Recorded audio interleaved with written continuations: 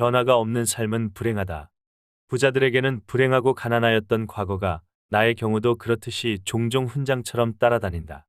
그리고 그들의 성공담은 불행한 상황을 자기 힘으로 역전시켜 행복한 상황으로 만든 사례로 종종 인용되곤 한다.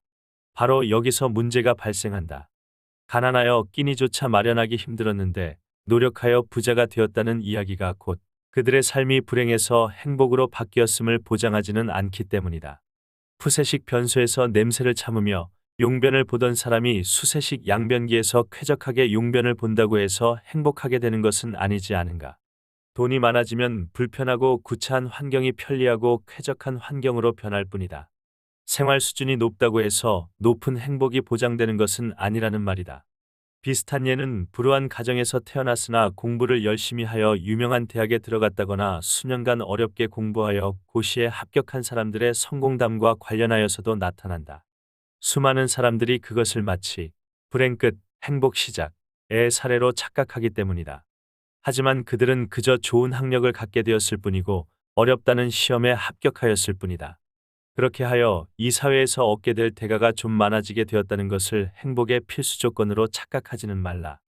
성공한 사람들의 사례를 보여주고 나서 꿈을 가져라 혹은 야망을 가져라 고 말하는 것은 종종 마치 명예나 지위, 돈, 학벌 등에 대한 꿈과 야망이 성취되어야만 행복을 얻을 수 있는 듯한 오해를 불러일으킨다. 이 사회에서 어떤 형태로든 성공하게 되면 기쁨을 얻을 수는 있다.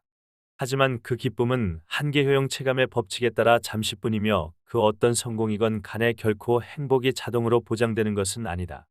목표가 성취되면 성취감을 맛볼 수 있을 뿐이지 그 성취감이 행복과 동의어는 아니기 때문이다. 나폴레옹이 알프스를 넘어갔다고 해서 행복해졌다는 것은 아니지 않는가. 그러므로 TV 프로그램 성공시대나 위인전에 나오는 사람들을 본받아 나도 저렇게 되어야겠다 고 생각하는 것은 바람직하지만 저런 사람이 안 되면 내 삶은 불행하여 진다 는 생각은 하지 말라. 분명히 말한다. 그 어떠한 실패도 불행을 의미하지는 않으며 그 어떤 삶도 열등하다고 일방적으로 매도할 수는 없다. 내가 가진 자로서 글을 쓰고 있기는 하지만 못 가진 자와 실패한 자를 못난 놈, 불행한 놈이라고 말하는 것은 결코 아니라는 것을 명심하라.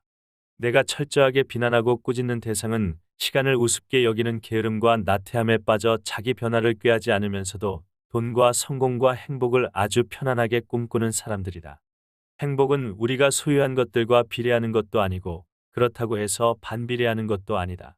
내 경험에 비추어 말한다면 행복은 우리가 소유한 것들이 유형의 것이건 무형의 것이건 상관없이 그 양과 질이 증가하는 과정이 계속될 때 얻어진다.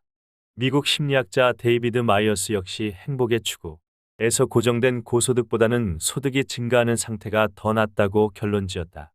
소득이 많고 적음 그 자체가 아니라 소득이 매년 오르고 있을 때 인간은 행복을 더 많이 느낀다는 것이다. 매년 연봉 100만 달러를 계속 받는 사람보다는 10만 달러의 연봉이 매년 증가되는 사람이 더 행복하다는 말이다. 나는 그의 말에 한 가지 더 붙이고 싶다. 사람은 자신의 삶의 변화를 스스로 일으켜 그 어떤 분야에서든지 자신의 가치를 계속 증대시켜 나갈 때 행복을 맛볼 수 있다. 그 말이다. 양 기자의 소설 모순에서 주인공인 25세 여성 안진진의 이모는 심심해하는 부유층 사모님이다. 돈도 잘 벌고 착실하기까지 한 멋쟁이 신사 남편을 둔 이모는 남들이 보기에는 행복이 넘쳐나야 할 상황이다. 그런데 그 잘 살던 이모가 너무나 행복한 일상에 지쳐 자살한다.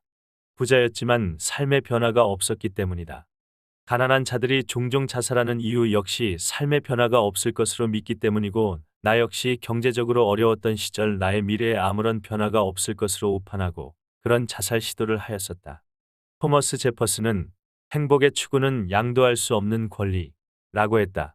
그 권리를 누리려면 스스로의 변화를 먼저 주도하라. 남이 하면 따라하고 남이 좋다면 따라서 좋다고 박수치는 그런 삶이 아니라 당신 스스로 뿌듯하여 질 수 있는 주체적 삶을 찾아라. 어제가 오늘 같고 오늘이 내일 같은 삶은 이미 생명이 죽은 삶이다. 하지만 수많은 사람들이 그런 삶에 익숙하여 있다. 그럼에도 불구하고 당신은 당신이 버는 돈의 액수가 작아서 불행하다고 생각할지 모른다. 천만의 말씀이다. 당신이 돈을 얼마나 벌든 간에 삶의 변화가 없고 뿌듯함이 없다면 결코 행복을 느낄 수 없다. 돈이 문제가 아니다. 당신이 자기 자신의 가치를 변화시키고 증가시키는 노력을 할 때 행복은 매일같이 주어지는 법이며 덤으로 뿌듯함마저 느끼게 된다. 문제는 여기서 그 변화의 방향을 어느 쪽에다 두는가에 있다. 그 방향은 오직 두 가지뿐이다. 그 하나는 이 사회에서 대가를 더 많이 받는 것과 관련되어 있다. 일을 하는 데 있어서 변화를 줄 수 있는 지식들을 추구하는 것이 그 대표적인 것이다. 다른 하나는 이 사회에서 대가를 받는 것과는 관련 없이 인간으로서의 성숙함을 지향하는 것이다. 참선을 하면서 자기를 바라본다거나 로마인 이야기를 읽으면서 인생을 배운다거나 하는 건 말이다. 돈과 관련되지 않은 것에 그 방향을 두고 있다면 당연히 돈은 따라오지 않을 것이다. 그래서 변화가 주는 뿌듯함은 곧 돈 문제로 인하여 상처를 받을 수도 있을 것이다. 하지만 독실한 신앙인들처럼 자족과 감사의 생활을 영위하며 살 자신이 있다면 사도 바울같이 계속 그렇게 돈과 거리를 두고 살면서 행복을 추구하는 것도 가치 있는 삶의 한 형태라고 나는 믿는다. 그러나 이 사회에서 대가를 더 받는 쪽에다 변화의 방향을 두고 있다면 그 대가 자체보다는 변화의 양적인 면과 질적인 면에 관심을 두어라. 그렇게 하면 행복감과 뿌듯함을 매일 맛볼 수 있고 돈은 저만치에서 뒤따라오게 된다. 시간을 헛되이 쓰지 않고 책을 읽고 지식을 습득하여 삶과 생활 속에서 실천할 때 언제나 나는 뿌듯함과 행복감에 충만하였다. 30대 초에 내가 컴퓨터와 씨름을 하다가 새벽 4시에 사무실을 나와 걸어서 10분 거리에 있던 집으로 가면서 어둠 속에서 느꼈던 그 가슴 뿌듯함을 20대에 내가 밤을 새워가며 책을 읽다가 마지막 페이지를 새벽녘이 밝아오는 가운데 끝냈을 때 느꼈던 그 환희에 찬 뿌듯함을 어떻게 말로 설명할 수 있을까? 돈은 그 뒤에서 성큼성큼 따라왔다.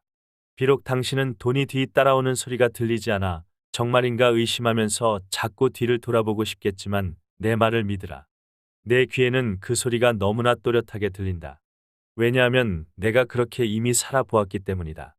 당신은 변화가 싫다고. 지금 그 상태로 있는 게 좋고 행복하다고.